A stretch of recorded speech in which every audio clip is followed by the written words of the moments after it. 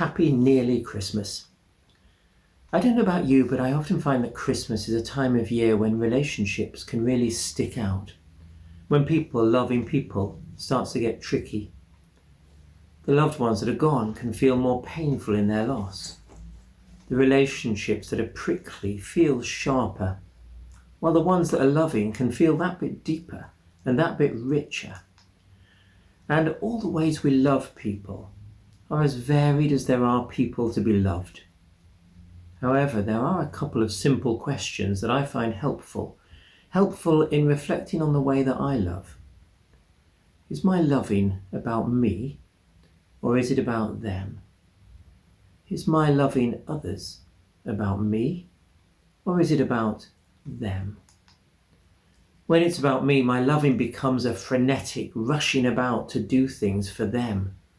All my activity, all my rushing makes it so clear that I am an amazing person, that they should be so glad I'm in their lives, that I'm worth loving back, that I have a lot to offer, that I buy the best Christmas presents, that if they have a problem, I am the solution, and if they need fixing, well, I'm the best fixer-upper in the business. I do stuff. I do it for them. And they should be, could be, hopefully will be, oh so grateful. The other kind of loving is really different. It's loving that is all about them, not me, them. When our children were small and would get a sickness bug or something, either my wife or I, and sometimes both of us, would sit on the floor at the side of their bed. There was really nothing much we could do. But actually what we needed to be was there with them. For in our being with them, being at their side, sitting with them in the yucky moments of the night, our love was made far clearer than if we were rushing around tidying their bedroom, or constantly asking them if they were all right, or anxiously just talking about nothing.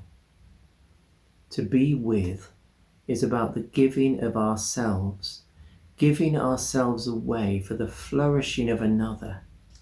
And this is the love we find in God revealed in Jesus and brought into focus at Christmas time. He shall be called Emmanuel, wrote the ancient prophet. Emmanuel. It means God with us. Being with this year has taken on a whole new set of meanings. Who would have known a year ago that to bubble with someone would actually be a thing? Loving someone enough to be with them in this year of challenge and distance has sometimes meant not being able to be with them in the physical sense at all. It has meant instead being more intentional about sending cards, or making a phone call, or waving through a window. It's meant feeling keenly, not being able to be physically with them, whilst walking with them in solidarity in the fight against infection, against pandemic. God being with us is the gift that Christmas points to. It's the one gift that never wears out, doesn't need batteries, and is definitely far too big to wrap. It's a gift that's not about everything being lovely, but about knowing that we are loved in everything. I was once walking past a queue of people waiting to buy a lottery ticket. With your faith, called a guy, you should be in this queue. With my faith, I retorted, I don't need to be. The point was that whether I had a lottery ticket or whether I didn't, God with us is true. For God loving us is about loving us, about being with us, connecting, sustaining, and holding us. God poured himself out in love that we might discover that in the place of our poverty, God is with us. In the place of our plenty, God is with us. In the mind-numbing grief of bereavement, God is with us. In the yucky, dark moments of the night, God is with us. And in the joy-filled moments of the day, God is with us.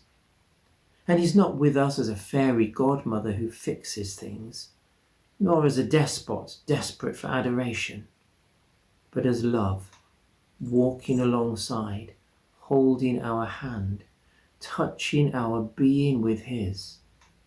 But that is the gift of Christmas. Emmanuel, God with us. So go, be with him, for he holds you and me in the palm of his hand, a God of love revealed in Christmas. Emmanuel.